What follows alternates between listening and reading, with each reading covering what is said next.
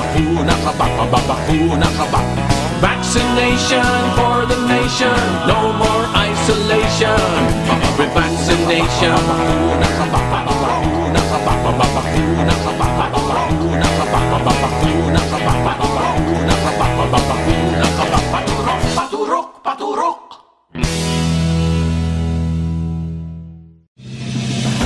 You are watching the multi-awarded Radio Bandido TV on Channel 224 Sky Cable and TV Plus boxes. Simulcast on DZRJ 8:10 a.m. Informing, advising, and entertaining the Filipinos and OFWs around the world. Streaming live on www.facebook.com/DZRJ 8:10 a.m. or on YouTube, channel RJAM News. To all Teleradio Bandido viewers and listeners, you can now watch Teleradio Bandido on our new YouTube channel, RJAM News. Hit the subscribe button and like the video. Don't forget to click the bell icon so you get notified when a new video gets uploaded. Don't miss out on our dynamite lineup.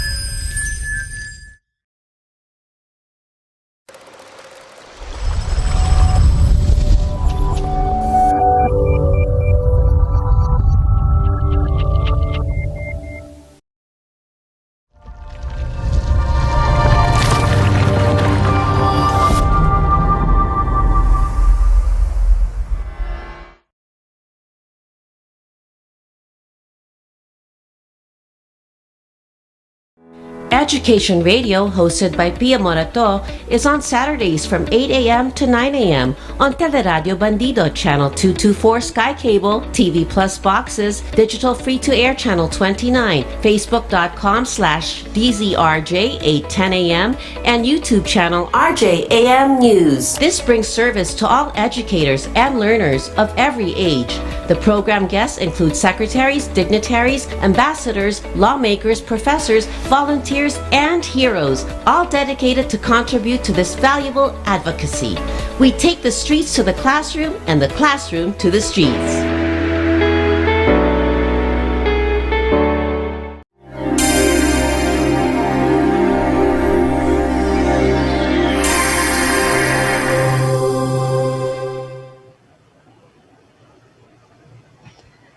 Good morning.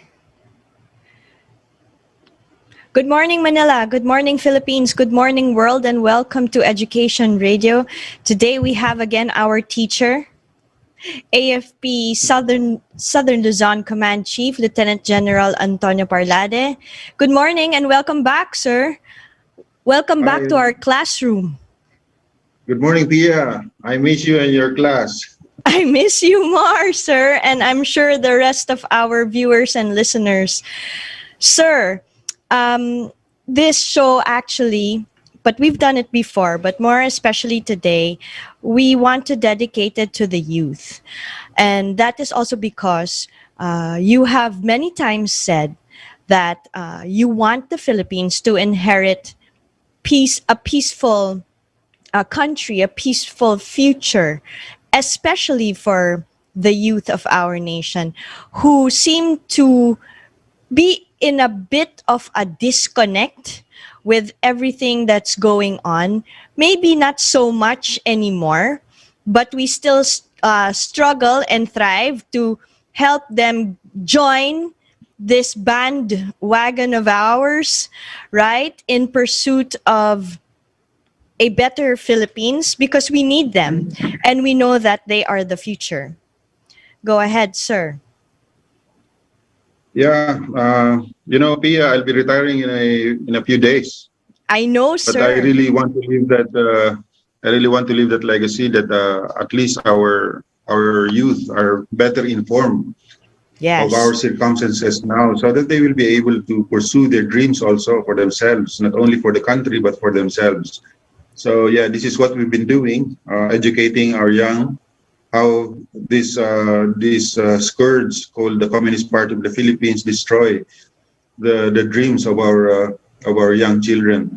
So yeah, and there's only a few program nationwide that really caters to this advocacy, and one of those programs is yours. So talagang I really wanted to be part of this show. Almost kung po pwede every week, pero hindi naman po pwede minsan because of some conflicts in our schedule. So yes, we just have to make sure that our program is really quality. We are able to give the best. The substance is more important more than anything. And I think we really have to show more links, more references, provide our youth more references, basis for our discussion, so that they can themselves personally pursue these readings and this literature that's not available to all. Yes. So yun yung piyang iniisip ko kung paano natin ito gagawin with your teleeskwela. Yes, sir. You know that you're always welcome here, and we should definitely do this more often, because more and more, to be fair, more and more young people are listening. We have young people very interested to join the Reserve Command. So that's good news for us. And plus, with your guidance and the guidance of our other members of the Armed Forces of the Philippines, I think that we can be more than 100,000 plus strong.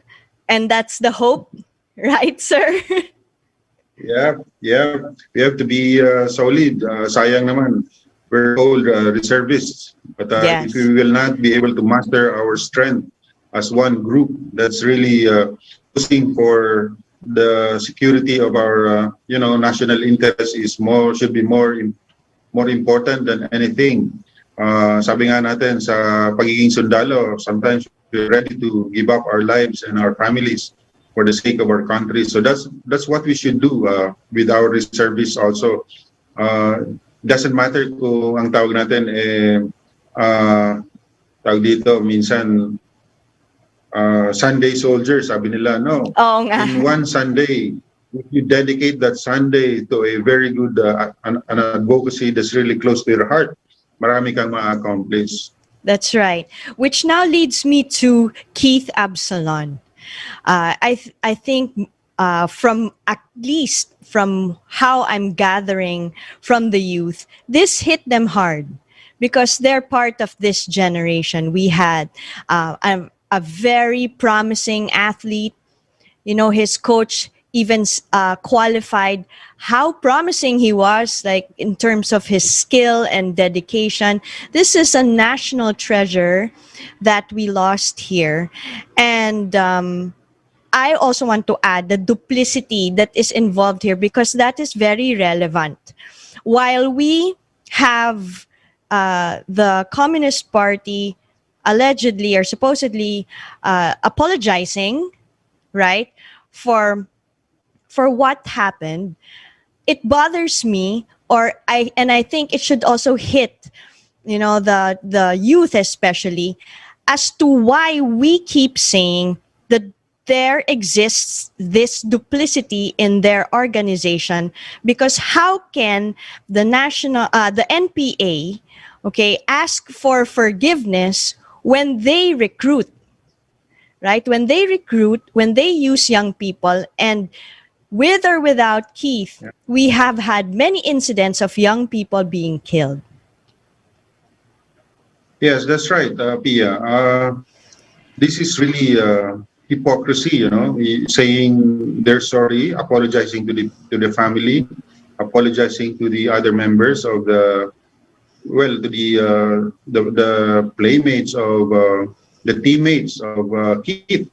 Pero it's hypocrisy, because the thing is, tama yung sabi mo, if they really care for these people, and why are they continuously recruiting very young children? Sabi ko nga in my interview last night, until now there are recruits as young as 14 years old in Mindanao, 14, 15. Here in Luzon, especially in the islands, there are recruits as young as 15. And by the way, Pia, they're not actually recruiting. They're kidnapping these children. They're forcing them to serve in the NPA because not so many of our children now would accept this ideology. It's no longer it's no longer about ideology. It's about making sure that they have the numbers. So if they have to kidnap people, like invite children to bring their goods up in the mountains and then prevent them from going back to their families and doing that for the next 2, 3, 4, 5 years, that's really that's kidnapping. That's not recruitment. So this is what's happening. But going back to Keith, Keith gave up his life, and it took a kid. Sabi ko nga, it took a kid to make people from Manila understand that this is these atrocities of the NPAs are happening. Many of our children, especially the millennials, the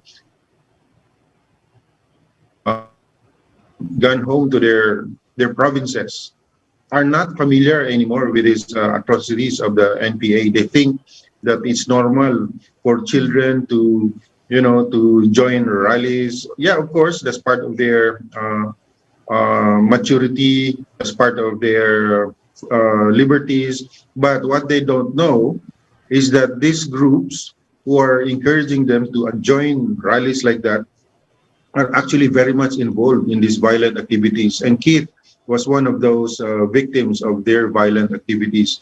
So it took a kid for many people to realize na, yeah, I think the government is right. Madami nang nadadamay, madami nang napapatay. At totoo pala na may NPA. You don't see it in Manila, but it doesn't mean that because you are not seeing this violence in Manila, it's not happening. No, it's happening every day, almost every day. It's not only landmining civilians, it's also ambush of civilians. I'd like to emphasize that because they're not only ambushing convoys of military and police, they're hitting civilians too. And I think everyone heard about the burning of this business in Surigao, wherein civilians were also trapped inside and killed. So a lot of these things are happening. Incidentally, some of our children, some of our netizens in Metro Manila doesn't believe or are not so convinced that these groups are really creating chaos in the countryside. So through these programs, we just have to really continuously inform them the real score outside. Plus, of course, we have to give them the new developments, like that right now we're counting around 247 surrenders in Southern Luzon Command alone. Sorry, Calabarzon alone, and around 500 in the Bicol region alone. So ganon kadami na din ang nagsusurrender, and this should give our youth here in Metro Manila. I'd like to focus really on our children, our young, in living in Metro Manila kasi sila yung medyo disconnected sa realities on the ground. Yes. So these are very good developments and they should understand. So it is true. There are people, hundreds of them surrendering. So it must be true that this CPP has an armed component. And right now you see them coming back to the fold of the law. Yes, that's it. In fact, I also read in an article from the Philippine News Agency with regard to this. Now, what we have to understand, these atrocities are happening because, and as you labeled, it's there's desperation on the parts of the communists and these terrorists because of the people who are coming back, the surrenderies who are coming back to government. And we'd like to emphasize that, sir, because some of the youth especially don't also understand, like what we've been saying, because of that disconnect, why these terrorists or communists are coming back to the government and why they were against the government in the very first place. Yes. I've been reading some messages. I have so many messages sent by our netizens, and especially coming from parents, mothers whose children are missing. And the common denominator actually that I saw is that their children have some psychological imbalances or dysfunctions. So Yeah. this confirms our previous assessments that many of these children really are being taken advantage of by the CPP. They choose these children. Ito may mga problema sa pamilya, may Mm-hmm. problema sa bahay, may problema sa kanilang mga boyfriend, girlfriend. Ito yun. These are the people that they are targeting. Mm-hmm. So I don't want to name this very popular this personality who's been involved in this recent contribution, but what I found out is that she too comes from a dysfunctional family. Nag-suicide pala yung kanyang tatay, and then yung uncle niya ganun din. So may problema sila. So these are the kind of people that the NPAs, these recruiters of the New People's Army, are targeting. Kasama na doon yung may what do you call this, HDS, what's that syndrome wherein you're hyperactive? ADHD, yeah. Okay. Yes. So, yung Ito mga yun. learning disabilities, alam din nila yon, like nata-target din yung mga kabataan na ganon.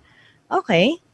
Yes. Interesting. Yes. So, yeah, I have to talk to our psychologists and our Viluna Medical Center, and possibly our partners from the National Task Force LCAC to take a look at this, because I think there's a specific group that these recruiters are trying to target. So, kawawa naman, may problema na nga, ito pa sila yung tina-target. So, yeah. That's interesting, sir. It's, Yeah. I would just like to also point out, because as a teacher, I've had the privilege of teaching children with learning disabilities. And most of the time, before their issues become eventually resolved through training and through learning skills, that they need to adapt to, they go through some kind of behavioral issues because they feel inadequate. And this inadequacy part, I would suppose, and I guess you will agree with me, is that part that the recruiters or these communists, that's what they see. So ang galing naman nila.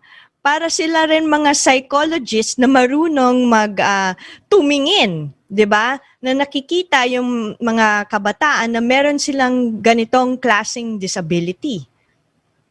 Yes, and I have a personal experience with these kind of people. Kwan sila, they were almost recruited. They were almost recruited until they realized, for some reason, they realized that they're one step closer to being an NPA. And then they suddenly realized, no. Siguro yung lucid moments nila, na-realize nila, I cannot pursue that. And then when I tried to engage these people, that's where when I found out na meron silang psychological problem. They are really disturbed, So you're right. Ito talaga, they have an eye for this kind of people para madali nila itong ma-recruit. Yung I'm not a psychologist, or and I would recommend Pia in one of your forum. Maybe you should invite one of our psychiatrists. Yes, I think that's a very good idea, sir. Now that you mention it, maybe we should have you with one of our psychiatrists or psychologists, right, to be able to qualify these things further, because it is in depth on the emotional, psychological aspects of the children, and that is very dangerous. Yes, I just lack the terms to describe these people because we are not. I'm not a sociologist, a psychologist too. But yeah, I can recommend to you a an expert to this. Yeah. He's also an officer of the armed forces, and she's been studying this phenomena. Yeah. And I think she can share to us a lot of her knowledge about this problem. So That's brilliant, that's why. sir. And now I realize that is why she's been recommending even to our foreign partners to help the government, the Armed Forces of the Philippines, establish this psychosocial center. It's a Yeah. psychosocial debriefing and the radicalization center for many of these young children recruited not only by the NPAs but also by the Abu Sayyaf and these terrorist organizations in the south. So yeah, I think we have to pursue this. It's only now that I really realize this is a very, very serious Yeah. It's problem. serious, And sir. Yeah. I yeah, agree. and parents should realize this. Kasi it may be too late. You know, Mhm. problems in the family, problems. Yeah, it's only the parents who can see those things happening. Mhm. But if they don't have the realization that these are the kind of people that are being targeted by these Mhm. recruiters, baka maybe it will be too late already. So yes, let's make sure that That we'll have this happens. lady. Yes, very Yeah, interesting, sir. I also want to tackle that in terms of, when I talk to young people, uh, when they hear the anti-terror law or international human crimes, they say, Teacher Pia, what does this have to do with everything? Right? Because especially the ones that want to become reserves, right? And they really look at me with so much awe because they're hearing it for the first time. The death of Keith Absalon really goes against the anti-terror law and international human crimes because, sir, I think they'd yeah, rather because hear it from it's you. really they violate a lot of international protocols and conventions. Number one, on the manufacture of these mines, it could be anti-personnel mine. It could be uh, yeah, any other. They're saying that because it's remote control, it's not prohibited. No, it's prohibited. Yeah. So they're just trying to go around. You know, they're just trying to Skirt around. yeah, and of course make some alibis on this. But actually, we have to emphasize that it's not only the the the making of these bombs that's allowed. That's not allowed by the law. The anti-terror law, yeah, is very specific about your participation. Like one, providing all these materials, like buying all these components in the hardware because these are off the shelf. The raw materials for this are off the shelf. You Shells. know, you can just go to the hardware and buy this stuff and buy some fertilizer. Yeah, Yan like ang ginagamit. homemade. It's homemade. Yes, exactly. But now with this anti-terror law, it's specific. You don't have to be an NPA using this landmine for you to be liable in this anti-terror law. No. Kung ikaw ang bumibili nitong mga raw materials na ito, kung ikaw in fact ang nag-donate ng mga raw materials na ito, you will be very much liable, including those from the mining industry. We've been doing our study on this investigation, and then we found out that it's very the control of these blasting caps and some of these materials that they use in mining.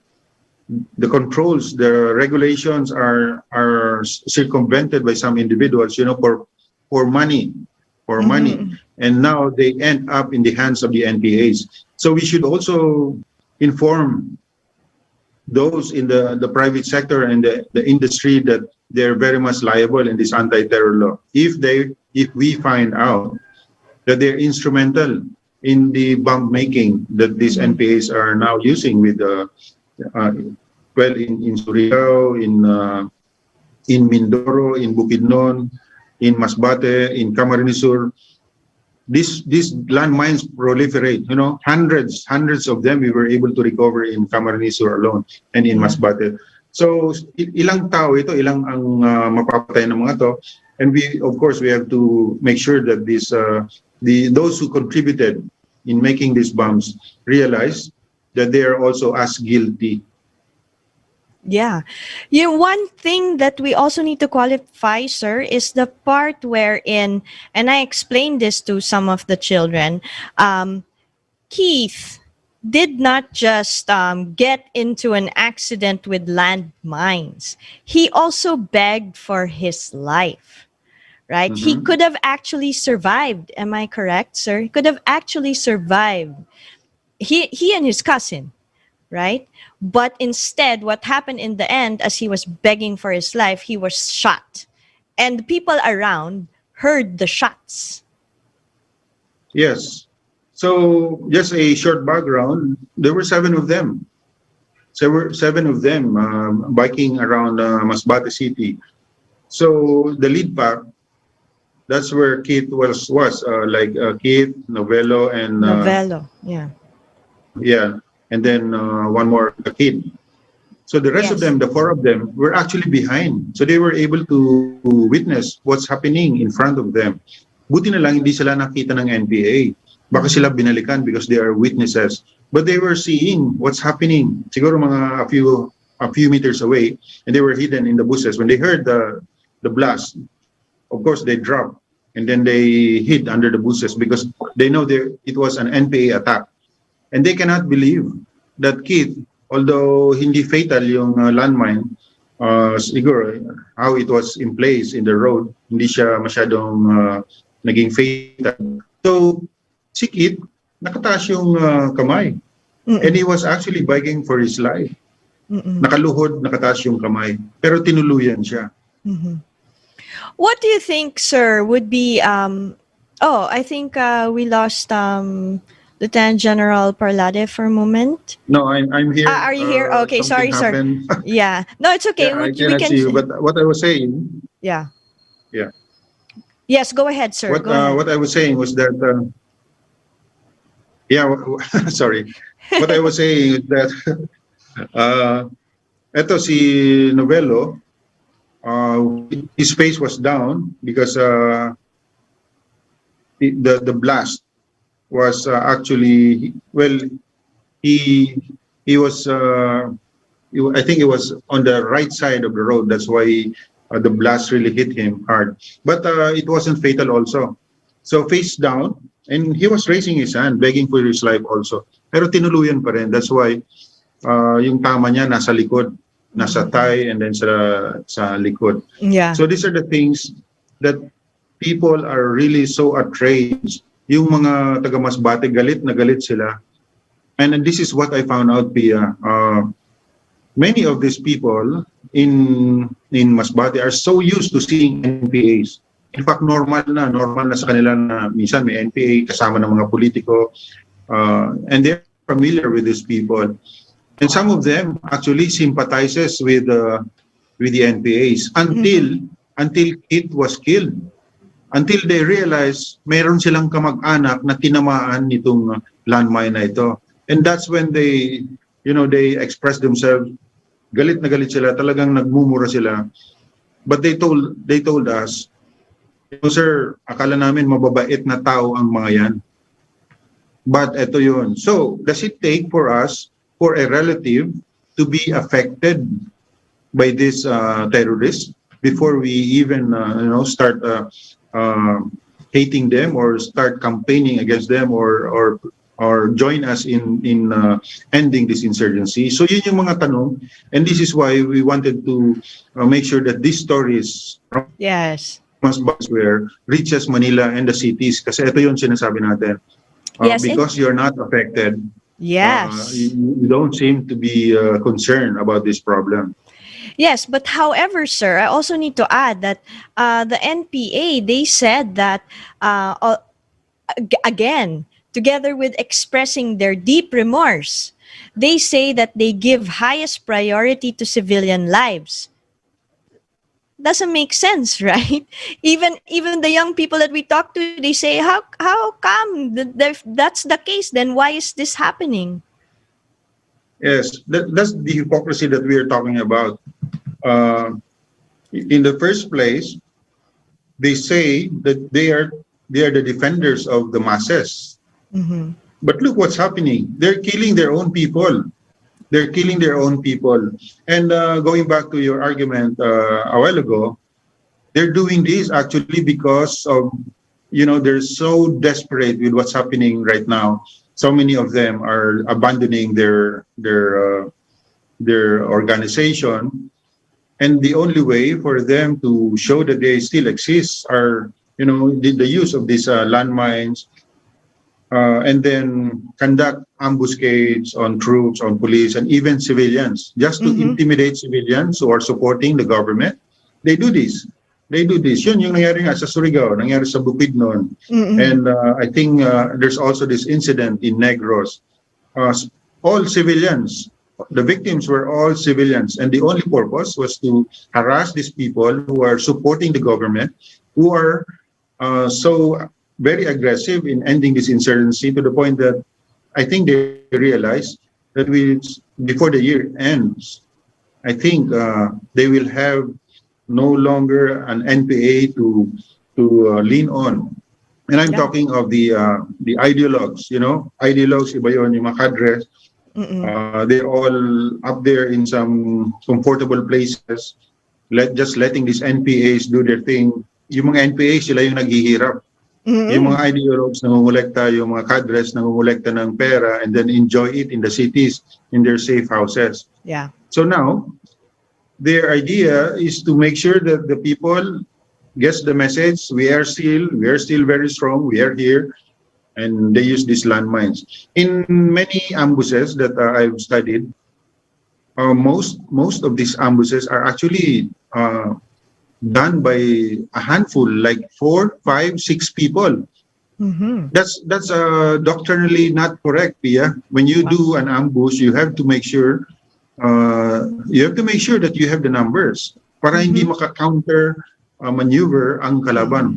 But out of desperation, they are doing this. They did this in Mindoro. Yeah. They did this in I think in Sorsogon. They did this in, I think, Samar.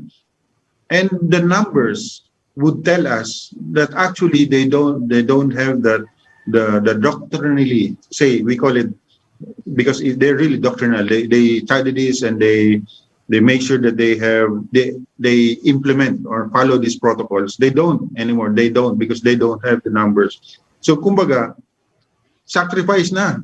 Parang last hurrah na ito. Gawin nyo na kung anong pwede nyong gawin para lang maramdaman na nandyan tayo. But this is the thing that's going to facilitate or fast track their total demise. Yes, and which is why the peace talks, kuno, yung sinasabi ng peace talks is really kuno. Diba? It's a fake kind of peace talks, because evidence will show that these people who are part of their organizations are actually coming back home. Right? There's no such thing as peace talks anymore. They keep on wanting to bring that out, in the kunwari peace, pero ito naman yung ginagawa nila. 'Di ba? They ambush not just the military but also police. I know that the records show it's also our police force, right? Which is why Chief Guillermo Eleazar also has gotten into the picture when it came to the incident in Masbate even. But that's what the children also need to understand. The youth need to understand that there are no more negotiations. There's a reason behind it.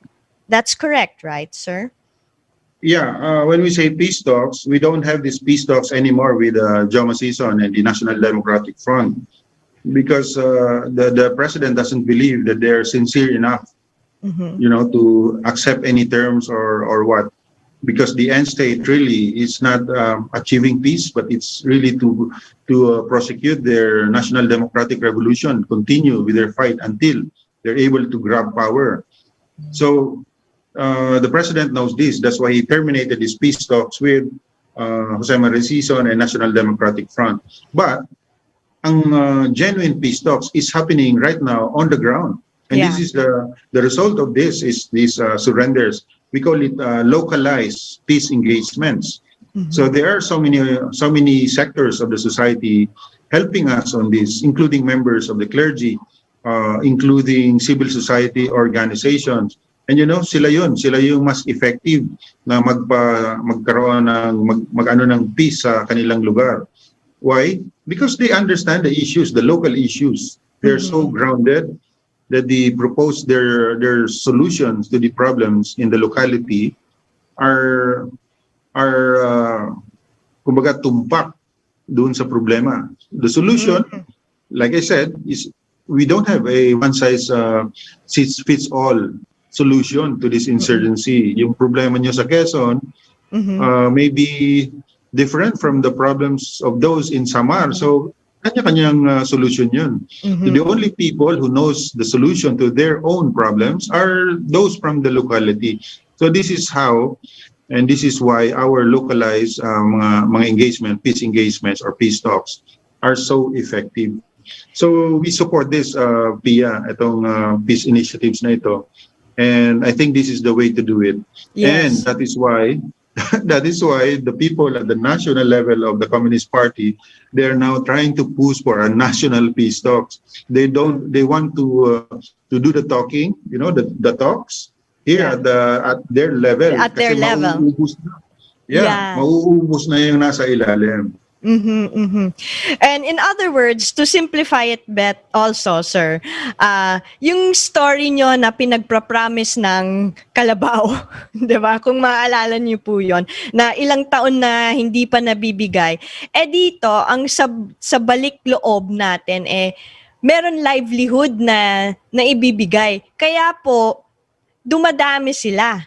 Right? Kasi dito, nakikita nila, tutupad pala ng gobyerno itong mga pangangailangan natin. Especially dun sa mga far-flung areas na yung kalsada, hindi okay. Siyempre, yung transport of goods, apektado, di ba, sir? Yes.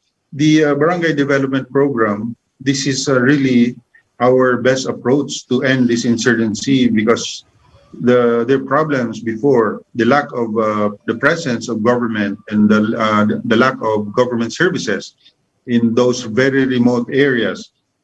Ngayon, nandyan Can you imagine each of these barangays getting 20 million?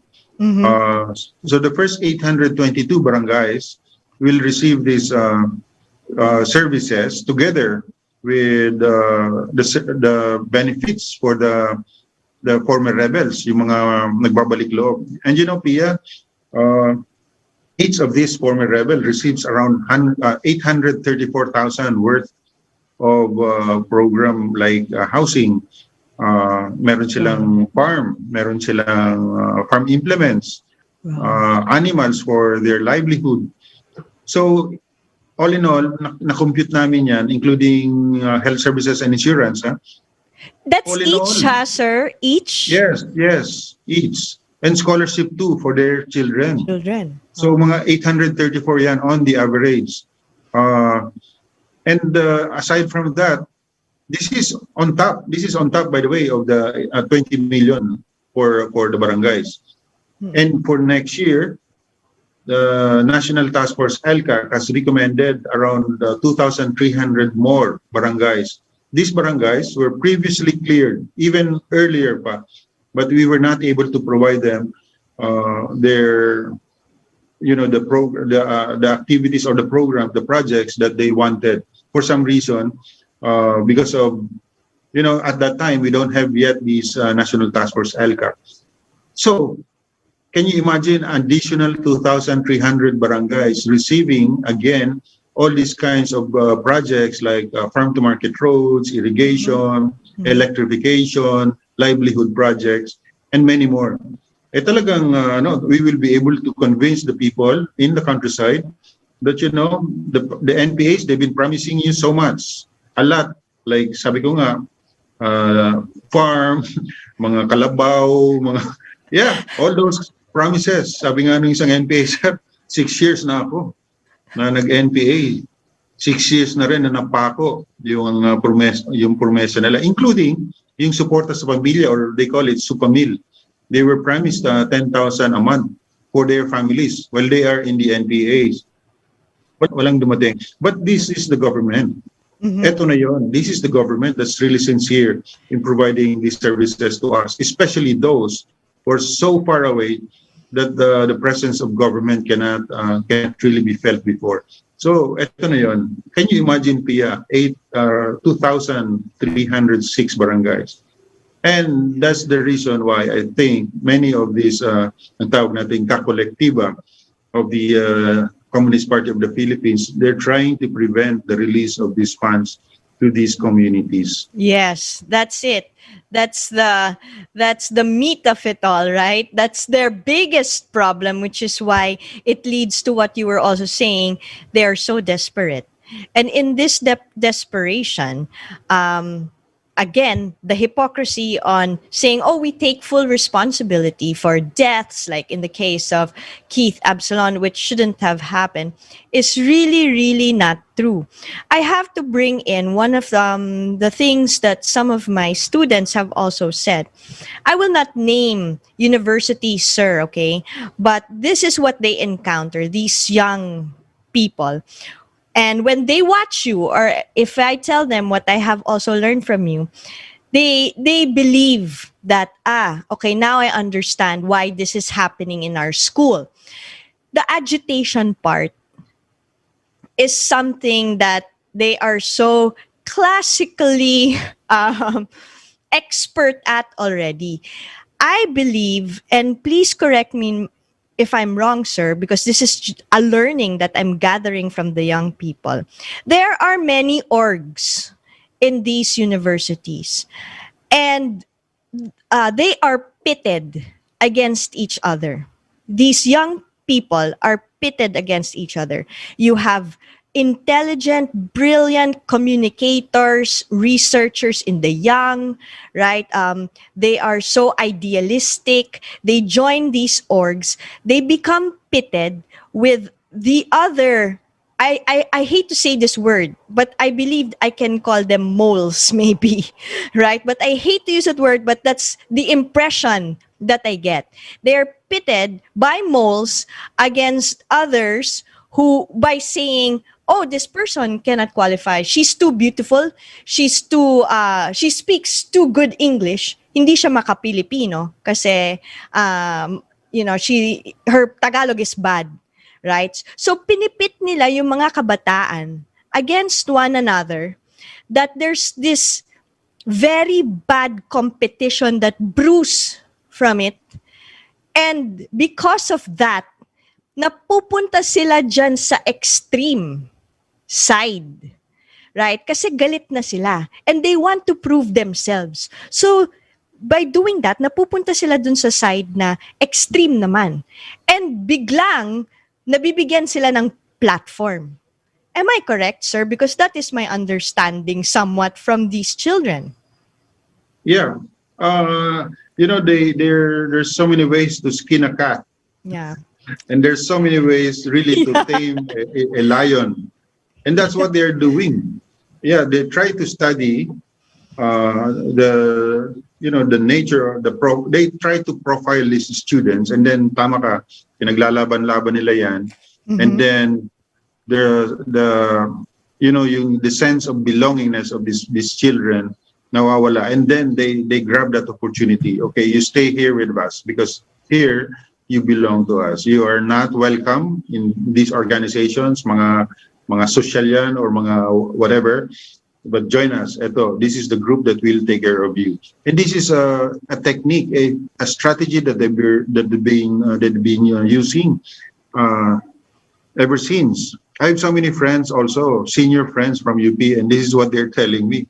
Kaya lang, sabi nila, it's good that I was not smart enough to discern that you're just trying to pull my leg. So ang strategy na yan, we have to share that because like the case that I told you before, this case of yung mga may HDHD, ano yan, it's the same thing. is the same. Alam mo ba na yung sinasabi mo, like, okay, I'll tell you a case, the opposite naman ito. Mm-hmm. They didn't want these beautiful people, eloquent girls to be part of that group. On the other hand, there's another group that's going to really target them and make sure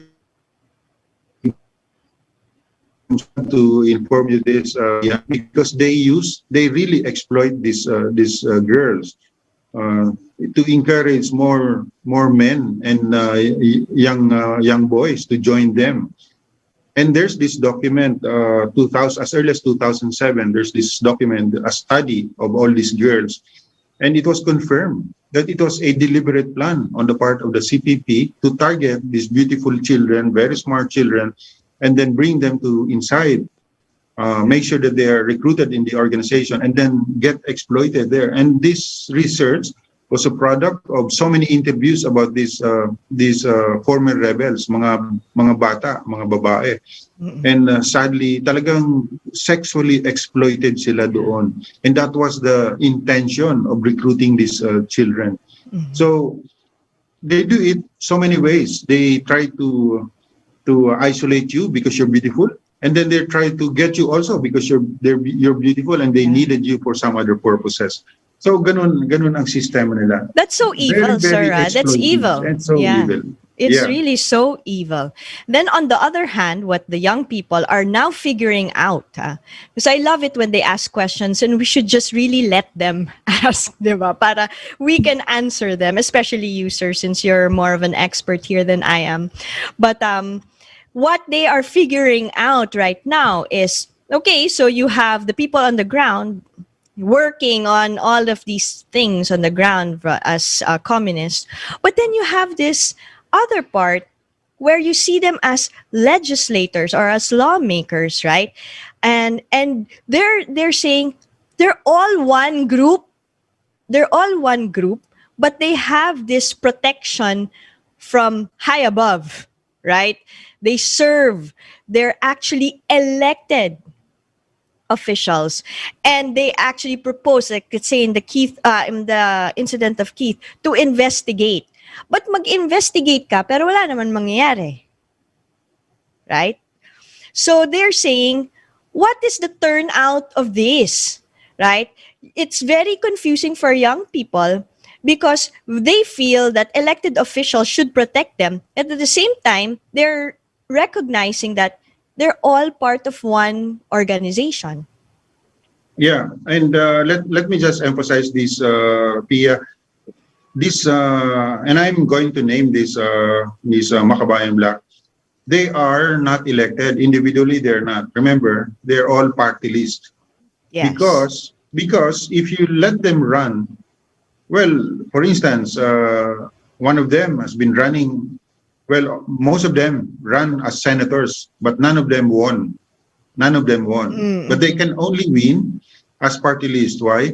Because their votes come from their members.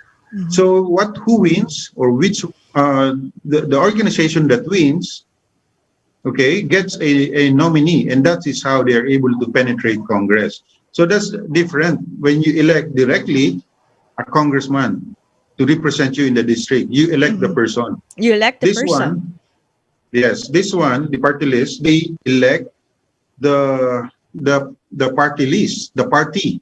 The party. And then the party is the one who nominates whom to send to Congress. So there's a big difference there. Yes. So that is why they are able to get votes, because they win people over, they attract people by joining these organizations and then let them vote for their nominee. In fact, they don't know. Sometimes they don't know who their nominees are. They just vote. Yeah. They just list this, vote for this party list, the number of this party list. Yes. And which reminds me, Pia, that in many interviews, last night again, I was interviewed, I was asked, so what's the problem with communism? Because communism is legal. Yes, legal. But right now, it's not.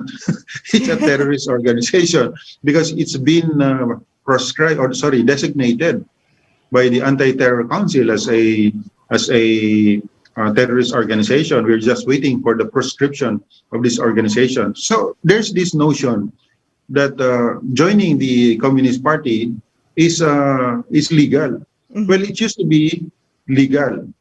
Remember, after the subversion law, legalized talaga yung when subversion law was repealed. Being a member of the CPP is okay. But again, the purpose of that party list law, the purpose of that is to encourage these people to join the parliamentary struggle and abandon the armed struggle. But what happened? Wala, nandyan sila, congressman sila, they're part of the legislative, and yet they have not abandoned the armed struggle. And that is the reason why, until now, they cannot denounce this New People's Army. They cannot condemn the atrocities, the violence of this Communist Party and the New People's Army. Because until now, they're trying to push for armed struggle while fighting in the halls of Congress. So that's not fair. So this is the anomaly that the people are watching and seeing every day. This Makabayan Black rubbing elbows with the elected senators, elected congressmen. So people think, yeah, I think they're okay because they're friends. Maybe they're harmless, and that's the mindset that our people have right now.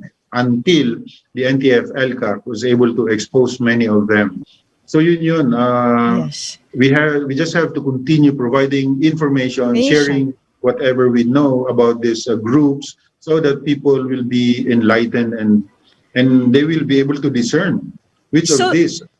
Yeah. Yes, sir. So you mean that when these groups become prescribed, by the time that we get to the polls, we'll be more aware, especially the young voters. If I remember correctly, the COMELEC just recently said there are 4 million more voters. And I'm thinking in my mind, this could be the very young people, the younger ones, the younger generation. Yeah. So it's really, it will work both ways. It will be advantageous to us. It will be disadvantageous to them. I mean, to these front organizations. But I think the objective now is to disqualify these organizations even before election comes. Yes. So right now, two of them have been filed disqualification cases. I'm referring to Kabataan and then the Gabriela. Gabriela recently, I think the the National Security Advisor and the NTF Vice Chair, Secretary Esperon. Yes. So he was in this court hearing on Gabriela. So right now, dalawa pa lang yan, Pia, but we have so many evidence against these organizations and these individuals. Slowly, unti-unti lang natin, after consolidating these pieces of documents, including judicial affidavits against these other organizations, maybe in the coming days, yun na rin yung gagawin ng NTF-ELCAC. They will file disqualification cases against the other party list, so that come election time, hindi na sila kasama sa race. So why are they, by the way, why are they being disqualified? Number one, for receiving foreign funding, which is not allowed by the Omnibus Election Code. And secondly, for getting involved in violent activities. So yun. They're liable for both, kaya madali natin silang ma-disqualify. Yeah. I agree. That's a very good move, especially for the new voters coming in. Right? I hope that we can get this done before elections. I have to also mention, sir, that is it not that on the same day that Keith Absalon and his cousin were killed, a Globe Telecom's tower was also destroyed. I say this for the information of everyone because people have to understand that businesses or progress in terms of telecoms are also being affected by these groups, so that we lose the information war. Pretty much that's how I see it too. yes, it's It's during the time. progress and that. Yes, Yeah, sir. there's this incident, this burning incident of a cell site. But the objective, the purpose of that burning incident is to attract the police in doing their investigation and then hit them with their landmine. There's a landmine installed near the Globe Tower. It happened in Legazpi City at the same time. At the same time that this ambush was conducted, and Conducted. I believe that there were more landmines put in place around Calabarzon, Mindoro, Mimaropa, and the Bicol region and elsewhere. Coordinated. It was a coordinated attempt to disrupt our activities with all this violence.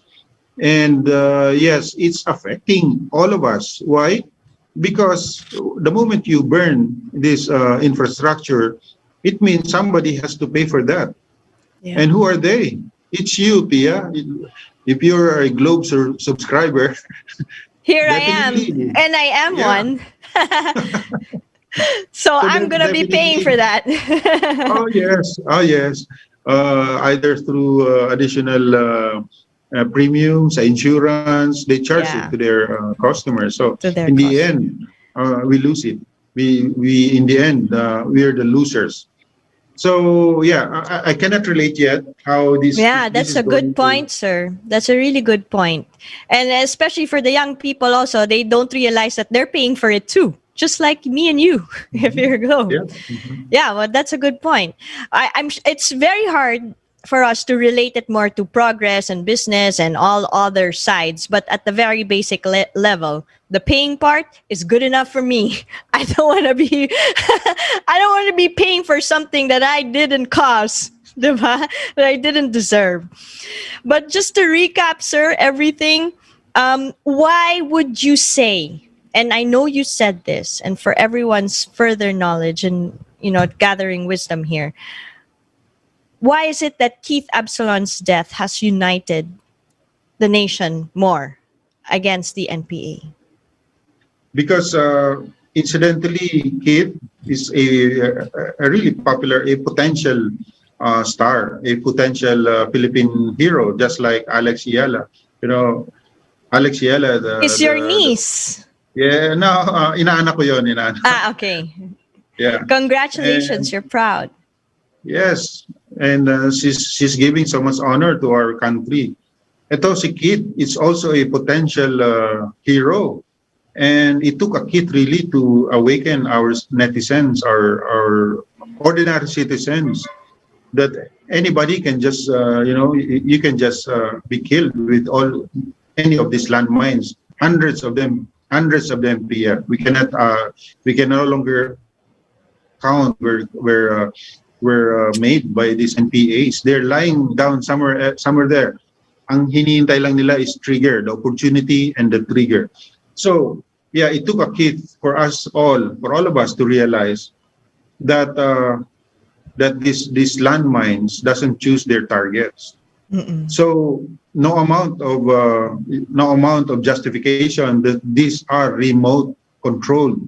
They're controlled by people. No amount of justification by the CPP will convince people that these landmines are not dangerous. They are very, very dangerous. Yes. And for all other people who want to hear, I have one last question because actually I'm getting final words na daw. Pero I have one last question and I think this is relevant. Sir, bakit laging Quezon, all these areas, when I read the news, to sa Quezon, nangyari. And bata pa ako, Quezon pa rin. Di ba ngayon, mukhang lumalabas na naman ang Quezon, ang Mindoro, ganyan. Bakit po, sir?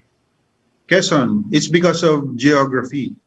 If you study geography, that's where Bicol, the mountain ranges from Bicol up to Caraballo Islands, it's being connected. Caraballo in the north, it's being connected by Sierra Madre Mountains. This is the longest mountain range, Pia, and it hurdles Bicol and the Bondok and yes, the Quezon Peninsula, Kaya sikat ang Japanese time, Pia. That place is very famous already because many of our guerrillas defended themselves in the mountains of Quezon. General Nakar, one of them. So yeah, and I know you're marami kang kamag-anak dito ng mga national heroes sa Quezon. But yeah, it's about geography, the mountains in Quezon, and proximity to Metro Manila. Proximity to Metro Manila. So napakadali. Okay, you attract these children to join the organization, and then you just send them like 2 hours away, and then they're in the mountains of Quezon. So ganun. That is why Quezon is very important. As far as the Southern Tagalog Regional Party Committee and the Bicol Regional Party is concerned, this is where both regional party committees were born. It's called the Quezon Bicol Zone, or QBC. That's where the boundary, near the boundary of the Bicol and Quezon. So dito nagsimula ang CPP-NPA in the Southern Luzon area. So that is why until now they wanted to recover Quezon. But now, Pia, you hear Quezon because it's a very, very peaceful province already.